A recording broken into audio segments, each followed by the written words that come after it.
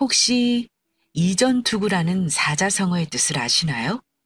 이는 진흙탕 싸움처럼 체면을 생각하지 않고 서로 이익만을 위해 싸우는 것을 뜻하는데요.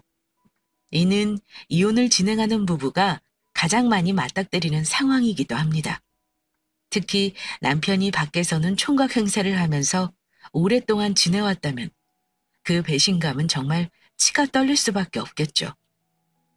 아내는 자기 부모를 병관화하느라 정신없이 사는데 정작 남편은 다른 여자를 만나고 다닌다면 어떨까요? 생각만 해도 피가 거꾸로 솟을 것입니다. 제가 바로 그랬거든요. 5년간 병간호가 끝난 후에야 사실을 고백한 남편에게 최고의 복수를 한 이야기. 지금부터 들려드리도록 하겠습니다. 여러분은 어렸을 때 사교육을 얼마나 받으셨나요? 요즘은 웬만큼 어려운 가정 아니고서야 대부분 아이들이 사교육을 당연하게 받지만 예전에는 그렇지 않았죠? 제가 어렸을 때만 해도 유치원을 다녀오면 대부분의 아이들은 놀이터에서 시간을 보냈습니다. 정말 잘 사는 집 아이들이 피아노나 미술 등 예체능을 따로 배우곤 했었죠. 전 아주 잘 사는 집은 아니었지만 부모님이 자식 교육에 관심이 많으셔서 그런지 뱃속에서부터 영어 동화를 듣고 자랐습니다.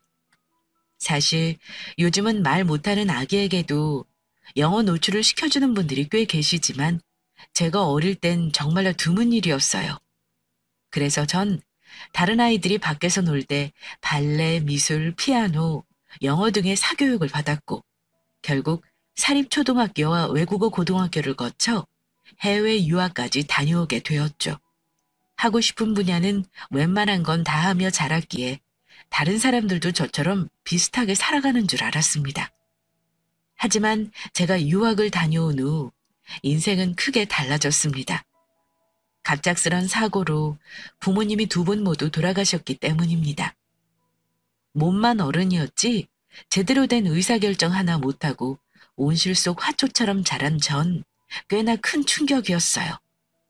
아이고 희정아, 미국에서 오느라 고생했어. 지금 이모부가 장례절차 밟고 있으니까 이따가 이모랑 같이 가자. 아이고 불쌍한 것. 아니 이모, 저 너무 놀라서 지금도 안 믿겨요. 정말 엄마 아빠가 이 세상에 안 계신 거 맞아요? 어떻게 하루아침에 이런 일이 생겨요? 저 어제까지도 아빠랑 통화했는데 이모도 꿈이었으면 좋겠어, 희정아. 하필 차가 수리 중이라 두 분이 택시 타고 볼일 보러 가시다가 요 앞 사거리에서 트럭이랑 정면 충돌했다더라. 차는 완전 박살나고 두 분 모두 119에 바로 실려가시긴 했는데 이미 심정지하셔서 손을 쓸 수가 없었대. 그랬군요. 이모, 전 그럼 이제 어떻게 해야 해요? 부모님이 절 어린아이 취급하셔서 그동안 유산 얘기는 하나도 안 해주셨어요. 저 상속 절차도 밟아야 한다던데 지금 우리 집 재산이랑 빚이 얼마나 있는지 하나도 몰라요. 아, 아빠가 말씀 안 해주셨니? 너네 집 사실 빚이 좀 있었어. 새로 사업 하나 더 시작하신다고 은행에서 받으신 모양이더라.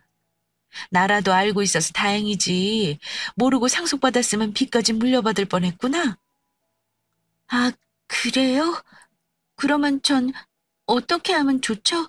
상속 포기라도 해야 하나요? 내가 알기로는 아빠가 유산보다 빚을 더 많이 남기셨으니까 상속 포기를 하는 게 낫지. 그러면 빚 안 갚아도 돼. 내가 여기 문서 가져왔으니까 희정이 네 인감 가져와서 내가 표시하는 곳만 찍으면 돼. 나머지 절차들은 이모부가 다 밟아주실 거야. 예, 알겠어요, 이모. 도와주셔서 감사해요. 이모랑 이모부 아니었으면 평생 고생하면서 살 뻔했네요. 제가 마음 좀 추스르면 두 분께 꼭 보답할게요. 보답은 무슨 하나밖에 없는 조카인데. 당연히 이런 상황이 되면 우리가 신경 써야지. 장례 끝날 때까지 많이 힘들 텐데 앉아서 좀 쉬고 있다가 이따 손님 오시면 일어나자. 그동안 이모와 이모부는 명절이나 집안 행사 때만 뵀었는데 부모님이 갑자기 돌아가시자 이모가 그렇게 든든해 보일 수가 없더라고요. 두 분을 믿고 이모부가 준 서류는 제대로 읽지도 않은 채 저는 인감을 찍었고 그렇게 상속 절차가 끝났습니다. 그리고 6개월이 지나니 저도 서서히 마음이 제자리를 찾더라고요. 모아둔 돈도 없고 부모님께 받은 유산도 없으니 이 아파트라도 팔아 작은 가게라도 차릴까 하는 생각이 들었습니다. 대학 다닐 때 제 앞으로 아빠가 서울에 아파트를 한 채 해주셨는데 위치가 좋아서 가격이 제법 올라있는 상태였거든요.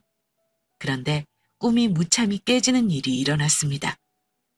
낯선 사람들이 저희 집 대문을 쾅쾅 두드렸죠. 이 시간에 누구야? 누구신데 이렇게 아침부터 찾아와요? 아침부터 죄송합니다. 김희정 씨 맞으시죠? 서울중앙지방법원에서 집 경매 절차 밟으러 나왔습니다. 예? 경매요? 무슨 소리예요? 전 집 경매한 적 없는데요? 보니까 박진희 씨가 이 집 담보로 잡고 대출을 받으셨네요. 은행 대출금을 더 이상 갚지 못한다고 하셔서 집이 경매에 넘어간 겁니다. 아니, 박진희 씨는 저희 이모부인데 이모부가 왜 제 집을 담보로 잡고 대출을 받아요? 그건 저희가 아니라 박진희 씨와 얘기하셔야죠. 이제 좀 비켜주세요. 알고 보니 이모부는 거듭된 사업 실패로 대출을 이미 차오르게 받은 상태였고 제가 사인했던 서류는 제 집을 담보로 대출을 받는 서류였던 겁니다. 장례가 끝난 후 이모네는 연락이 끊겼고 전 고스란히 제가 살던 집이 경매로 넘어가는 꼴을 봐야만 했죠. 정말 충격이 온몸을 타고 흐르더군요. 정말 돈 앞에서는 가족이고 친척이고 소용없다더니 딱 그 꼴이었습니다. 집까지 뺏기고 신용 불량자까지 되다 보니 정말 오갈 데가 없어진 전 친구들 집을 전전했습니다. 그나마 유학 생활을 했기에 영어 강사 자리는 그리 어렵지 않게 구할 수 있었는데요. 한 달에 200만 원이 조금 넘는 돈을 받으며 친구 집에서 지냈고 그렇게 3년 정도 지나니 전세금이 약간 모이더군요. 여기에 은행 대출을 받아 전 투룸 전셋집을 구했습니다. 큰 집에서 부러울 것 없이 유년 시절을 보냈지만 부모님 돌아가시고 친척에게 사기마저 당하니 사람이 급격히 우울해지더군요. 남들에게는 씩씩한 척하며 웃고 다녔지만 속은 골마 썩어 문드러져 있었죠. 이러다가 정말 미쳐버리는 건 아닐까, 상담이라도 한번 받아볼까 고민하던 중 친한 언니에게 새로운 사람을 소개받게 됐습니다. 지금의 남편이었죠. 사실 친구들 외에는 아예 사람 만날 생각조차 하지 않았지만 동네에서 유일하게 마음을 나누는 사람이 딱 한 명 있었습니다. 저희 집 앞에 있는 꽃집을 운영하는 언니였죠.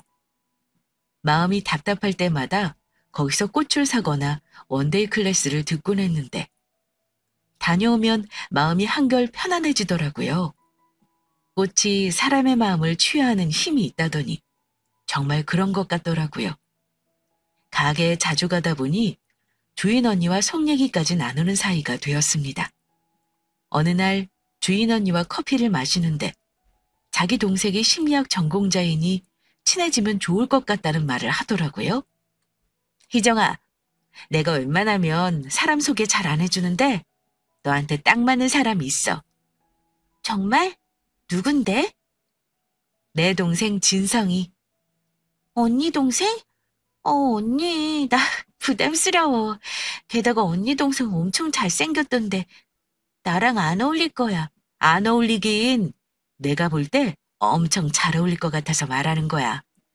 진성이 걔가 바리스타지만 남의 얘기를 잘 들어주는 성격이어서 상담 일도 잠깐 했었거든. 한번 만나보면 너도 생각 바뀔걸? 처음에 전 극구 사양했지만 동생 성격이 저와 잘 맞을 것 같다고 한번 보기나 하라는 말에 저도 마음이 혹하더라고요. 속는 셈 치고 한번 만나보기로 했습니다. 안녕하세요. 희정 씨 맞으시죠? 전 예은 누나 동생 강진성입니다. 아, 예, 안녕하세요. 언니에게 이야기 많이 들었어요. 예, 오늘 막 소개팅하고 그런 자리는 아니니까 부담 갖지 마시고요. 저 여기 근처 카페에서 바리스타로 일하고 있으니까 한번 놀러 오세요. 아, 그래요? 저 커피 좋아하는데 언제 한번 가볼게요.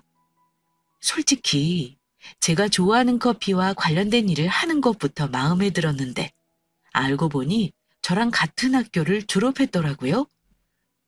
통하는 게 생각보다 많다고 생각했던 전 이후 그 사람과 문자를 주고받는 날이 많아졌고 제가 일이 끝나면 데리러 오는 날도 생겼습니다. 대학을 다닐 땐 이런 사람이 있다는 것조차 몰랐는데 정말 사람 인연이 따로 있구나 싶더라고요. 이후 저희 둘 사이가 가까워지자 우울했던 제 마음도 많이 밝아졌습니다. 주변에서 친구들은 그 사람이 제게 좋은 영향을 주는 것 같다며 모두 그를 칭찬했죠. 여자 마음 갈대라더니 딱 제가 그랬습니다. 다시는 사람을 안 믿을 거라고 다짐했던 저였는데 어느새 곁을 내주는 사람이 생겼으니까요. 남자친구와 저는 만난 지 3달 만에 함께 지내기 시작했고 이후 남자친구의 부탁으로 혼인신고까지 하게 되었습니다. 함께 살 넓은 집을 구하고 싶은데 혼인신고를 해야 신혼부부 대출을 받을 수 있다고 하더라고요. 함께 산 지 얼마 된 건 아니지만 세상 다정한 그의 모습에 전 평생 배우자를 찾았다는 생각이 들어 덜컥 혼인신고를 했습니다. 이후 저희는 대출을 받아 작은 아파트 전세를 구했고 입주를 일주일 하고 시댁 식구들을 뵙게 되었죠. 안녕하세요, 어머님. 처음 뵙겠습니다. 네, 반가워요. 결혼식을 올리는 게 당연한 도리인데 못해서 속상하죠? 지금 코로나 때문에 못하지만 나중에 끝나면 꼭 좋은 데서 해요. 한 번뿐인 결혼식이니까요. 말씀만으로도 감사합니다. 저 그리고 말씀 편하게 하셔도 돼요. 제가 훨씬 나이가 어린데요. 예준이야 뭐 내 자식이니까 편하게 말하지만 남의 자식은 그러면 안 되죠. 나중에 차차 편해지면 그때 말로 올게요. 남편 어머님은 제가 만난 사람들 중에서 가장 젠틀한 분이시더라고요. 다만 너무 마르시고 안색이 창백해 보이셔서 혹시 어디 편찮으신 건 아니신가 걱정이 되었습니다. 나중에 남편에게 살짝 여쭤보니 원래 체질상 마르신 거고 피부도 하얀 편이니 걱정 말라고 하더군요. 그렇게 인사를 마치고 저희는 이사를 갔습니다. 다들 아시겠지만 이삿날은 신경 쓸 게 워낙 많아서 저녁에는 녹초가 되어 대부분 짜장면을 시켜 먹거나 대충 먹게 되는데 그날 어머님이 김밥을 만들어서 오셨더라고요. 남편이 저녁에 일하는 동안 짐 정리도 도와주시고 이사비에 보태라며 작은 봉투를 건네주시는데 무척 감사하고 죄송하더라고요. 사실 어머님도 그리 형편이 좋지 않으셔서 아버님이 일을 나가고 계시는데 저희까지 신경을 써주시니까요. 세상에 좋은 시어머니 찾기가 하늘의 별 따기보다 어렵다는데 제가 별보다 더 귀한 분을 만났더라고요. 어머니, 저희 앞에서 이렇게 돈 안 주셔도 돼요. 둘 다 돈 버니까 몇 년 모으면 금방 자리 잡을 수 있어요. 그래도 엄마 마음이 어디 그러니? 할 수 있는 만큼은 도와주고 싶으니까 그러지. 너는 요즘 애들답지 않게 참 야무지게 살아서 너무 좋다. 내가 이런 며느리를 만난 게 큰 복이다 싶어. 고맙습니다, 어머니. 제가 이렇게 칭찬받으니 저희 부모님도 하늘에서 좋아하실 것 같아요. 아유, 나도 20대 때 부모님이 돌아가셔서 그 마음 잘 알지. 할 줄 아는 것도 많이 없는데 부모님 2분 갑자기 안 계시니 그렇게 사는 게 허망하더라. 그래도 좋은 사람 만나서 살면 또 마음이 많이 추스러지더라고. 예, 저도 그러네요, 어머니. 제가 친정엄마라고 생각하고 잘할게요. 무슨 소리? 괜히 부담스럽게 신경 안 써도 돼. 요즘 살기가 얼마나 빠듯한 세상인데 나중에 자리 잡고 가끔 얼굴이나 비춰주면 그게 진짜 효도야. 이렇게 좋은 식구들을 만나 마음의 안정을 찾은 지 1년쯤 되었을 무렵 제 인생을 송두리째 흔드는 일이 생겼습니다. 남편의 외도 때문이었죠. 처음에는 남편이 동창 약속이 있다, 손님이 많아져서 마감이 늦어졌다 등의 이유로 늦게 들어왔습니다. 그럴 때마다 전 평소 손님 상대로 지쳐 있으니 친구들과 회포라도 풀고 오라며 큰 신경을 쓰지 않았었는데요. 어느 날 잠깐 남편이 근무하는 카페에 갈 일이 있었는데 거기서 제가 아는 단골 손님을 만나게 됐습니다. 언니, 왜 이렇게 오랜만이에요? 안녕하세요. 결혼하고 집안 정리 좀 하느라고 바빴어요. 요즘 여기 카페 손님들이 늘었다면서요? 손님이요? 그냥 예전하고 비슷한 것 같은데. 뭐 제가 없을 때는 손님이 많은가 보네요. 그나저나 남편분 요즘 일찍 퇴근하시던데 데이트 자주 하시나 봐요? 아, 일찍 퇴근했어요? 그럼요. 저 일주일에 여기 3-4번은 오는데 6시쯤 안 돼서 가시던데요? 언니 모르셨어요? 아, 아니에요. 전 순간 깜짝 놀랐죠. 저에게 했던 남편의 말이 모두 거짓이었으니까요. 결혼한 지 10년이 된 것도 아니고 고작 1년 남짓인데 굳이 절 속이고 누구와 무엇을 한 건지 궁금하더군요. 그냥 눈 감고 넘어갈까 싶었지만 사람의 감이라는 게 있잖아요. 불안한 상상이 계속되는 것이 싫어 흥신소에 의뢰하여 남편 뒷조사를 했습니다. 남편은 역시 여자가 있더군요. 그것도 한 명이 아닌 여러 명이요. 사실 남편은 훈훈한 외모 덕분에 카페에서 여자 손님들에게 인기가 많았는데 이를 이용해서 총각인 척하고 꼬임에 넘어간 여자들과 한 명씩 데이트를 했던 거죠. 사실을 알고 흥신소를 나오니 다리가 부들부들 떨리고 그 자리에 전 털썩 주저앉아 버렸습니다. 그리고 엉엉 울었죠. 제가 부모가 없다고 만만하게 생각해서 바람을 핀 건지, 제가 여자로서 매력이 없어서 그런 건지, 결혼 전부터 의도적으로 접근한 건지 등등 온갖 생각이 다 들더라고요. 차라리 결혼도 연애도 하지 않고 혼자서 살았다면 이런 일은 겪지 않았을 텐데 하며 제 자신을 탓했습니다. 자책감까지 느낄 정도로 그 충격이 엄청났죠. 친정 부모님이나 형제자매라도 있으면 털어놓을 테지만 외동의 부모님 2분 돌아가시고 나니 정말 아무도 말할 상대가 없더라고요. 그렇게 소가리를 한 지 한 달이 되자 전 병이 나고 말았습니다. 뭘 먹어도 입맛도 없고 밤엔 잠도 오지 않았는데 어느 날 일어나니 뭔가 이상함을 느꼈습니다. 놀라서 병원에 갔더니 구안와사라고 했습니다. 얼굴 한쪽이 신경마비가 온 거죠. 담당 의사는 정신적 충격이 크거나 면역력이 크게 낮아지면 찾아오는 병이라더라고요. 푹 쉬고 스트레스를 낮추는 게 가장 좋다고 했습니다. 제 꼴이 이런 걸 남편에게 말하고 싶진 않았지만 입원하려면 보호자가 있어야 한다고 해서 어쩔 수 없이 말하게 되었죠. 여보, 아니 이게 무슨 일이야? 당신 몸은 괜찮은 거야? 아니, 면역력이 떨어져서 신경마비가 온 거래. 며칠 잘 쉬고 잘 먹고 하면 낫는다고 하더라. 요즘 날씨가 추워서 그런 건가?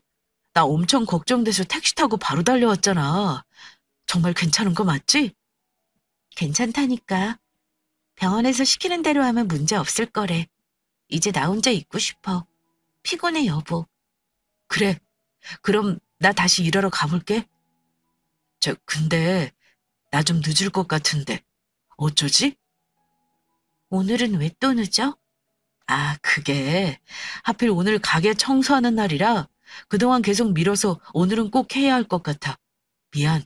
최대한 빨리 끝내고 갈게. 그래 뭐. 무리하지 말고 와.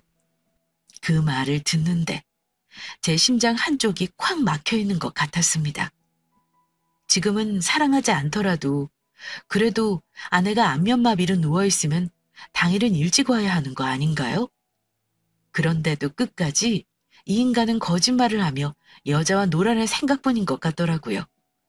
사람이 아니라 한 마리의 짐승을 보는 것 같았습니다. 이런 사람과 함께 살을 맞대고 살았다니 제 자신이 혐오스럽기까지 하더라고요. 결국 전 큰 마음을 먹고 시어머니를 찾아갔습니다. 더 이상 숨기고 살았다가는 제가 온전히 살아갈 수가 없을 것 같더라고요. 굳은 표정으로 어머니 댁 초인종을 눌렀죠. 어머니, 저 왔어요. 아유, 오랜만이다, 얘. 아직 밥 안 먹었지? 우리 며느리 좋아하는 걸로 오늘 시켜 먹을까? 어머니, 저 드릴 말씀이 있어 온 거예요. 무슨 얘기길래 그렇게 심각한 표정이야? 말해봐라. 어머니 아들, 다른 여자 생겼어요. 그것도 한 명이 아니고 여러 명이래요. 제 짐작 아니고 증거 자료 다 있어요. 뭐라고? 그놈이 널 두고 딴 여자를 만난다고? 이놈이 진짜 제정신인 거냐? 어째 이런 일이... 저도 처음에 그냥 넘어갈까 하다가 사람이 감이라는 게 있잖아요. 계속 불안하게 살 수가 없어서 조사해봤더니 여자 손님들하고 놀아나고 있더라고요. 저 말할 사람이 없어서 어머니한테 온 거예요. 아이고, 불쌍한 것. 하필 그 자식은 왜 그런 거에 지 애비를 닮았냐? 왜 이런 일이 2번이나 일어나 우리 집에서? 에? 그게 무슨 말씀이세요, 어머니? 진성이 아빠도 딱 진성이 나이 때 여자 만났어. 결혼한 지 얼마 되지도 않았는데 밖에 나가서 총각 행세하면서 이 여자 저 여자 만나고 다녔지. 그때는 뭐 남자가 바람 1~2번 쳤다고 이혼하면 여자만 욕먹는 세상이었으니 내가 참고 살았다. 그렇게 참고 또 참으니까 몸이 하나씩 망가지더라고. 망가지셨다고요? 어머니, 어디가 편찮으신 거예요? 그동안 말은 안 했는데 나 실은 췌장암이야. 한 1년 살면 오래 사는 거라고 하더라고. 의사가. 예? 아니 그런 말이 어딨어요. 요즘 암 치료가 얼마나 발전했는데 1년밖에 못 살다뇨. 그럴 리가 없어요, 어머니. 아니야. 내가 좋다는 대형병원 다 다녀봐도 똑같이 그 소리 하더라. 좀 일찍 병원에 갔으면 어느 정도 치료할 수 있는데 지금은 이미 손을 쓰기 어렵대. 이미 암이 다 퍼졌다고 하더라. 어떻게 이럴 수가 있어요? 어머니랑 이제 막 가까워졌는데 전 믿어지지가 않아요. 사람은 언젠가 다 죽기 마련이니까 이제 하나씩 정리하고 유언도 남기고 해야지. 그래서 말인데 그동안 내가 모아온 재산 진성이 아빠나 진성이한테 한 푼도 주고 싶지 않구나. 내가 너에게 다 준다고 약속하마. 어머니, 그래도 진성 씨는 어머니 아들이잖아요.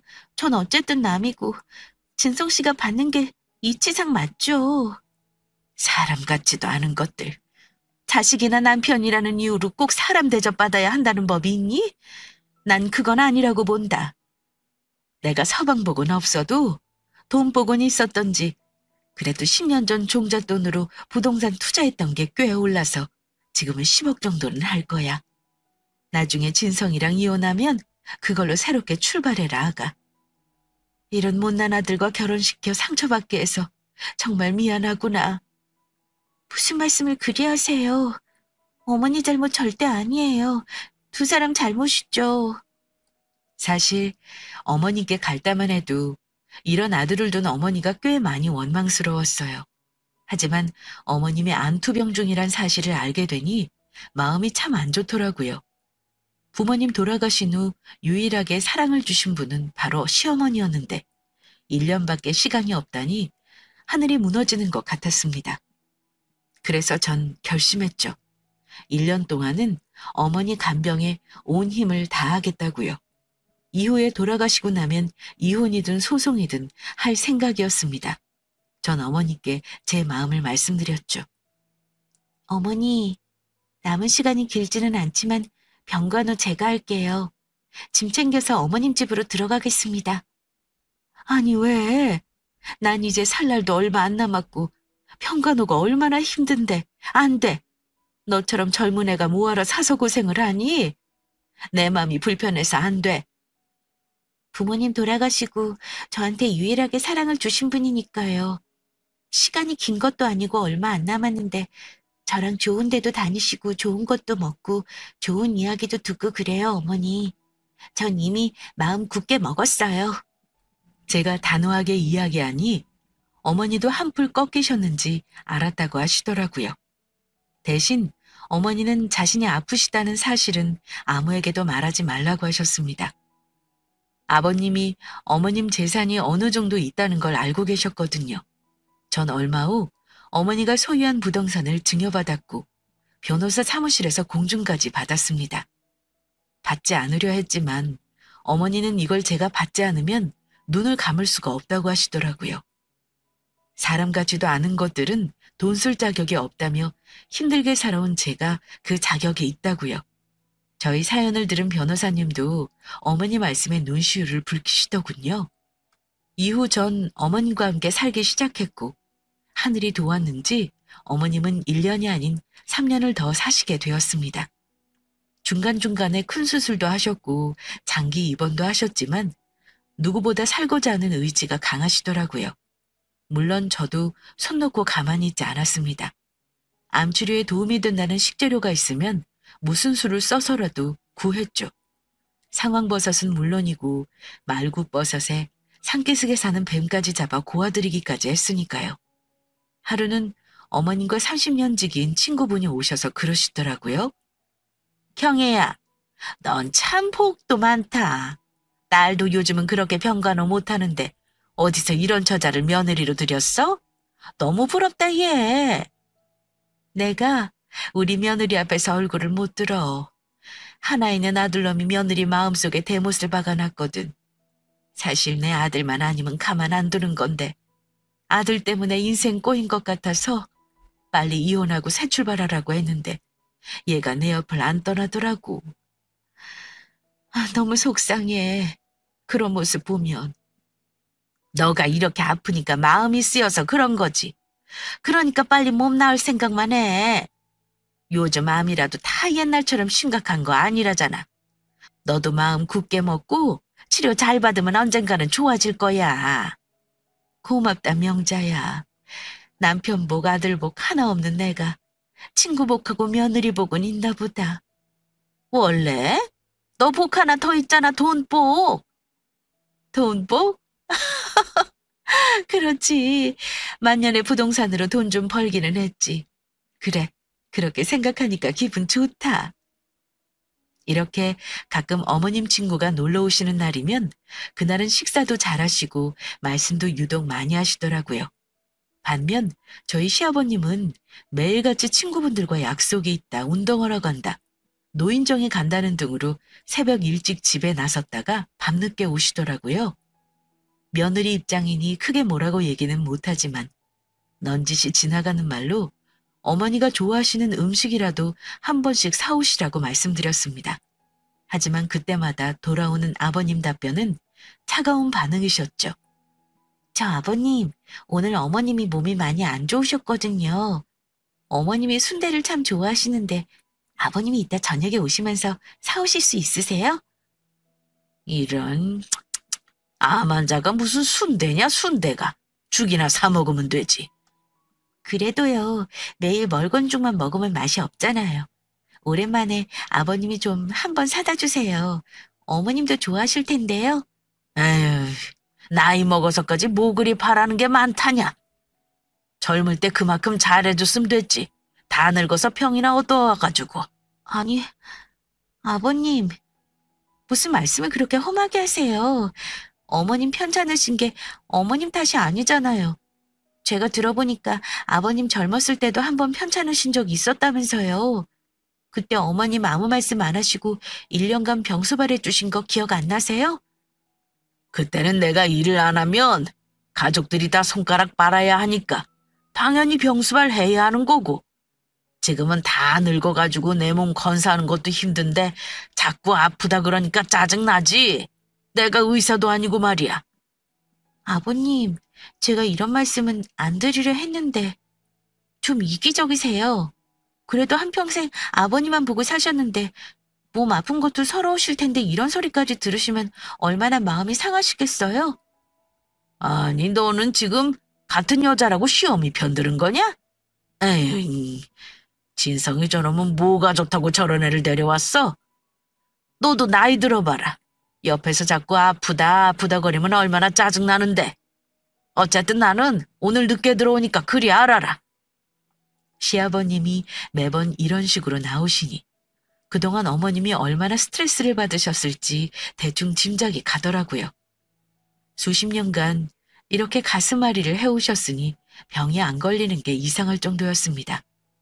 의사 선생님은 췌장암이라는 게 악성도가 극히 높은 암이라 지금 어머님 상태에서 생존율이 2% 정도밖에 안 된다고 하더라고요. 이런 상황에서 1년을 넘기며 사시는 건 정말 기적 같은 일이라고요. 간병인이 지극정성으로 돌보니 하늘이 도운 것 같다고 말씀하시니 참 부끄러웠습니다. 수술이 끝난 후 전 어머니가 좋아하시는 절에 가서 산수유 꽃도 보고 맛있는 것도 먹고 좋아하시는 책도 읽어드리며 오롯이 어머니를 위해 제 시간을 바쳤습니다. 솔직히 친정 부모님이 살아계실 땐 저도 그 소중함을 몰랐는데 돌아가시니 그제서야 후회가 되더라고요. 얼굴 한번 못 뵌 것이 그렇게 한스러웠습니다. 이런 과정을 겪고 나니 비록 남이지만 시어머니에게는 그런 후회를 남기고 싶지 않더라고요. 어머님이 큰 수술을 하고 나신 날 어머님이 제게 말했습니다. 혜정아, 나 부탁이 있는데 들어줄 수 있어? 뭔데요, 어머니? 말씀만 하세요. 제가 다 할게요. 너도 알지만 난 딸이 없잖아? 사실 자식 하나 낳고 하나 더 낳고 싶었는데 아버님이 속을 하도 썩여서 내가 자신이 없더라고. 그래서 말인데 희정이 네가 나한테 엄마라고 불러주면 안 될까? 제가요? 전 좋죠. 저희 엄마 돌아가시고 한 번도 엄마라는 말을 못 불렀어요. 사실 그 말이 그리울 때가 종종 있거든요. 그래? 그러면 이제부터 나한테 어머니라고 하지 말고 엄마라고 불러줄래? 내가 살 날이 그렇게 많지는 않지만 예쁜 딸에게 엄마라는 소리 들으니까 참 좋네. 그 말을 듣는데 제가 눈물이 다 나더라고요.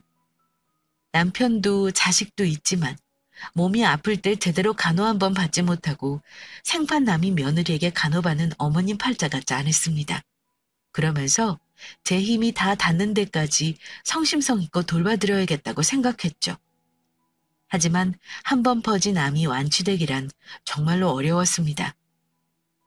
결국 어머님은 3년째 되는 겨울 평안한 표정으로 제 손을 꼭 잡으시며 침대에 누워 세상을 떠나셨습니다. 어머님이 돌아가셨다는 소식을 듣고 나서야 아버님이나 남편이란 인간들이 얼굴을 비추더라고요. 그동안 어머님 병수발할 때는 이 핑계 저 핑계 대며 빠지거나 10분 남짓 보고 가는 게 다였는데요. 장례식장에서는 세상 효자인 척 그리 서럽게 우는 걸 보고 있자니 좀 섬뜩하기까지 했습니다. 물론 조문을 오는 친척들과 주변 사람들은 아들을 잘 뒀다면서 속 모르는 소리를 하시더라고요. 이후 장례가 끝나자 남편은 기다렸다는 듯이 제게 이혼 서류를 내밀었습니다. 제가 모른 척하고 눈을 동그랗게 뜨며 물었죠. 여보, 이게 뭐야? 이혼 서류? 그동안 말 못했는데 나 마음에 드는 사람이 생겼어. 그동안 당신이 어머니 병건하느라 애쓰니까 내가 미안해서 말을 못 꺼내겠더라고. 뭐 이제 돌아가셨으니까 홀가분하게 말하는 거야. 그럼 어머니 병관하는 동안 당신은 다른 여자를 만나고 다닌 거네? 처음에 나는 계속 피했지. 근데 나 아니면 죽겠다고 애걸복걸하는데 그걸 어떻게 모른 척해? 자기도 알잖아. 나 마음 약한 거. 자기도 나 말고 더 좋은 사람 만나길 바라. 그동안 고생 많았어. 어떻게 이렇게 몇 마디로 우리 관계를 쉽게 끝내? 자기 참 무서운 사람이네? 사람 마음이라는 게 한 번 돌아서기가 힘들어서 그렇지. 한 번 돌아서면 그때부터 걷잡을 수 없다잖아? 솔직히 당신한테 결혼하자고 할 때 나 걱정이 많았던 것도 사실이고. 걱정? 무슨 걱정이었는데? 처음 만났을 땐 착하고 여려 보여서 만난 건데 같이 지내다 보니까 내 마음대로 할 수 있는 여자는 아닌 것 같더라고. 아니, 마음대로 할 수 있는 여자가 세상에 있기나 해? 사람이 다 생각이 다른 건데 당연히 마음대로 못하는 게 맞는 거 아니야? 그러니까 나는 완전히 순종적이고 내가 시켰을 때 아무런 터 안 달고 따르는 사람이 필요하다고. 자기가 부모님 돌아가시고 나밖에 의지할 사람이 없는 것 같아서 괜찮겠다 싶었는데 언젠가부터 나는 뒷전이고 우리 엄마를 그렇게 챙기더라고. 그래서 엄마 아프다는 소식 들었을 때 당신이 수발드는 게 낫겠다 싶었어. 나나 아버지보다 훨씬 통하는 것도 많은 것 같았고. 그래서 이제 이혼 가치가 다해졌으니 이혼하겠다는 거구나? 너는 참 그렇게까지 냉정하게 이야기를 하냐? 각자 인생 살자는 거지 뭐. 그동안 우리 엄마 모셨던 건 내가 고맙게 생각해. 그러니 소송까지 가지 말고 좋게 협의해서 마무리하자. 그래. 마음 돌아섰다는데 내가 무슨 얘기를 해도 안 먹히겠지. 알았어. 헤어져. 우린 아이도 없으니까 더 빨리 이혼할 수 있겠네. 아유, 그렇게 말해주니까 내가 너무 고맙다. 우리 그렇게 오래 산 건 아니니까 위자료랑 재산 분할은 딱히 없는 걸로 하자. 우리 같이 산 전셋집 보증금은 어떻게 할 거야? 내 돈 그래도 3천만 원은 거기 들어가 있어. 에이, 그게 뭐 큰 돈이라고 그걸 째째하게 달라 그러냐? 엄마 장례비로 내가 썼어. 제일 좋은 걸로 해달라니까 그 돈 달라더라. 알았어. 어머니 장례비에 썼다고 하니까 어쩔 수 없지. 이렇게 전 순진한 척 남편 말대로 협의 이혼을 해주었습니다. 어머니를 3년간 지극정성으로 모셨는데도 그 인간은 재산 분할이랑 위자료는 한 푼도 안 주겠다고 하더라고요. 그렇게 이혼 서류를 마무리하고 이혼 숙려 기간이 지나자 저희는 비로소 남남이 되었습니다. 어머니가 살아생전에 제게 본인 재산을 미리 주신 이유를 좀 알 것 같았죠. 아들이란 인간이 저 모양이니까요. 그런데 며칠 후 남편이 저희 집 문을 쾅쾅 두드렸습니다. 제가 문을 여니 한껏 당황한 표정이더라고요. 전 기세등등해서 물었죠. 우리 서로 남남인데 왜 남의 집에 문을 두드려? 얘기 다 끝났잖아. 아니, 엄마가 당신한테 부동산 줬다며? 그거 왜 이혼할 때 얘기 안 했어? 그걸 내가 왜 얘기해야 해? 어머님하고 둘이서 얘기 끝낸 건데? 아니, 내가 자식인데 당연히 나도 알아야지. 그리고 난 우리 엄마 아들인데 내가 그걸 갖는 게 맞지. 며느리인 네가 무슨 자격이 있어? 정말 그렇게 생각해? 근데 안타까워서 어쩌냐? 이미 어머님은 나한테 전 재산 증여했고 변호사 공증까지 마쳤어. 자기는 그 잘난 신혼집에서 새 여자친구랑 새 살림 시작하면 되겠네. 아니, 희정아. 잘 생각해봐. 나 모아놓은 돈 없이 대출받아서 너랑 시작했잖아. 우리 같이 산 지 10년도 안 되는데 내가 무슨 돈을 모았겠어? 그러지 말고 엄마한테 받은 부동산 팔아서 반만 딱 나 줘라. 그거 받으면 내가 깔끔하게 새 출발할게. 싫은데? 인간 같지도 않은 인간은 어머님 재산 단 한 푼도 받을 자격 없어. 더 이상 할 말 없으면 문 닫을게. 혹시라도 강제로 이 문 열고 들어올 거면 나 경찰에 신고할 테니 그리 알아? 그렇게 매몰차게 돌아서니 속이 시원하더라고요. 그동안 남편 얼굴을 볼 때마다 마음이 꽉 막힌 듯 응어리가 생겼었는데 이젠 홀가분해지더군요. 결코 두 번 다시 겪고 싶지 않은 일이었지만 인생 공부 아프게 했다고 생각하고 앞으로 남부럽지 않게 악착같이 살겠다고 다짐했죠. 그리고 매 해마다 어머니 기일이 되면 제사를 지내드렸습니다. 그 인간과는 끝냈지만 어머님과는 인연을 끊고 싶지 않았거든요. 돌아가신 어머니가 하늘에서 도와주신 거였을까요? 이후 제 인생은 생각했던 것보다 잘 풀리게 되었습니다. 이혼 후 다시 영어 강사 일을 시작했는데 그때만 해도 지금처럼 영어 교육을 전문적으로 하는 센터가 흔하지 않았어요. 저는 몇 년간 돈을 좀 모아서 교육센터를 차리면 수요가 꽤 있을 것 같다는 생각을 했고 2년간 모은 돈과 대출을 받아 동네에 작은 센터를 세웠습니다. 그리고 선생님들도 채용했죠. 아무것도 생각하지 않고 오직 일만 생각하고 밤낮 가리지 않고 일했더니 빛이 보이더군요. 저희 교육센터가 잘한다는 소문이 나자 회사에 투자했던 투자자분이 프랜차이즈를 해보라고 권유하더라고요. 결국 전 이사라는 타이틀을 달고 제가 만든 프로그램의 영어교육센터가 전국에 생기게 되었습니다. 이후 남편은 어떻게 됐냐고요? 그 신혼집에서 제 전세금도 주지 않은 채 새 살림을 차렸지만 그리 오래가진 못했습니다. 만났던 여자가 알고 보니 유명한 도박꾼이었고 남편도 거기에 빠져 온라인 도박으로 집 담보까지 잡았다가 결국 실패했다더라고요. 여자는 남은 남편의 재산을 싹 모아 도망갔고요. 와이프도 잃고 재산도 잃고 도박 중독자가 된 남편은 얼마 전에야 정신을 차리고 도박 중독 센터에서 치료를 받고 있다고 합니다. 인생은 희로애락이라는 말이 있죠? 여러분의 인생은 지금 어느 단계인가요? 어려움을 겪고 계시다면 희망도 찾아온다는 사실을 꼭 기억하시기 바라겠습니다. 제 이야기를 들어주셔서 감사합니다.